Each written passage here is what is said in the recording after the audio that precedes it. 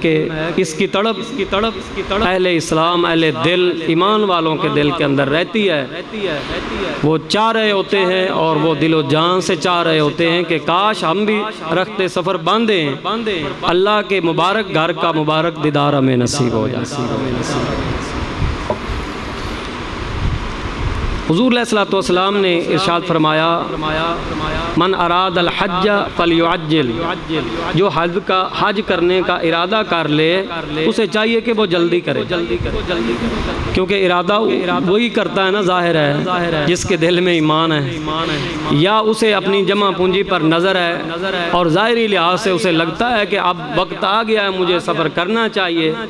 تو وہ حج پر جانے کا ارادہ کر لیتا ہے۔ تو حضور علیہ الصلوۃ والسلام نے فرمایا پھر جلدی کرے، اپنے اس ارادے کو پایا تکمیل تک پہنچا لے، کیونکہ اس شوق کے اشتیاق کی صورت اس کے دل میں آنی چاہیے، وہ جذبہ عشق کی حد تک چلا جانا چاہیے، وہ جذبات کے سمندر جو ہے وہ اپنی حدود کراس کرتے ہوئے بکھرنے چاہیے، نکلنے چاہیے، اور اس کو بھی پرجوش انداز میں اس راہ کی طرف بڑھنا چاہیے، کیونکہ جب خیر کا ارادہ کر ہی چکا ہے تو اب جلدی کرے، اسے تاخیر نہیں کرنی چاہیے۔ فرمایا فلیعجل، اسے چاہیے کہ وہ جلدی کرے۔ اور ظاہر سی بات ہے پھر اس کے اندر راز یہی ہو سکتا ہے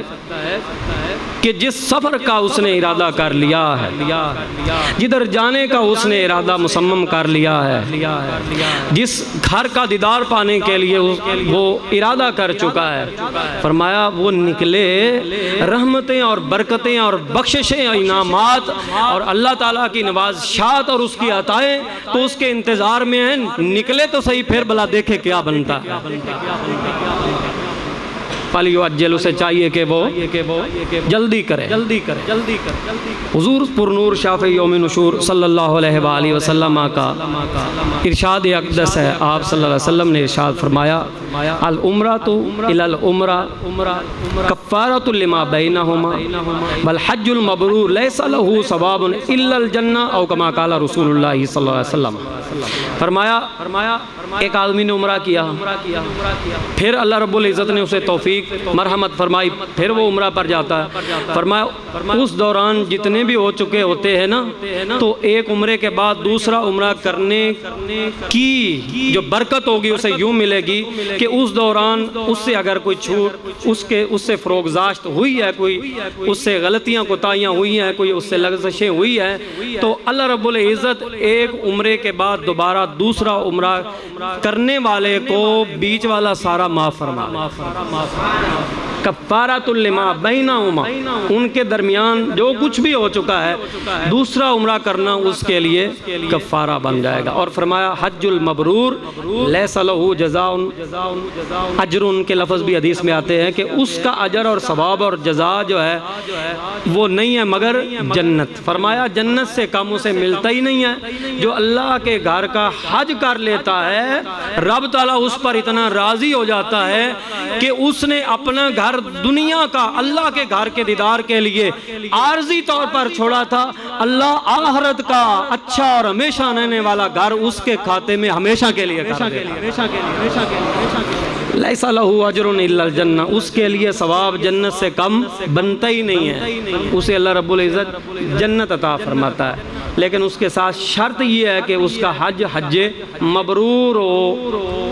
اور حج مبرور کی علامت اور نشانی اور تعریف بھی بیان کی گئی ہے شرح شریف کے اندر۔ حضور سرور عالم صلی اللہ علیہ وآلہ وسلم سے دریافت کیا گیا، مل حاج یا رسول اللہ، آقا فرمائیے حاجی کی صفت کیا ہے، حاجی کسے کہیں گے ہم، کون حاجی کہلائے گا، حاجی کسے کہتے ہیں، حاجی کون ہوتا ہے؟ تو حضور علیہ الصلوۃ والسلام نے ارشاد فرمایا الشعث الطفل، پراگندہ بالوں والا، میل کچیل میں اٹا ہوا، احرام کی جو حدود ہیں ان کی پاسداری کرتے ہوئے نہ اس نے کنگا کیا بالوں میں، نہ وہ خوشبو لگا سکا ہے، بظاہر اس کی حالت یہ ہو چکی ہے کہ دیکھتے ہی ہو سکتا ہے کسی کو دیکھتے ہوئے اس کی حالت عجیب لگے، داڑھی میں مٹی، بالوں میں مٹی اس کے،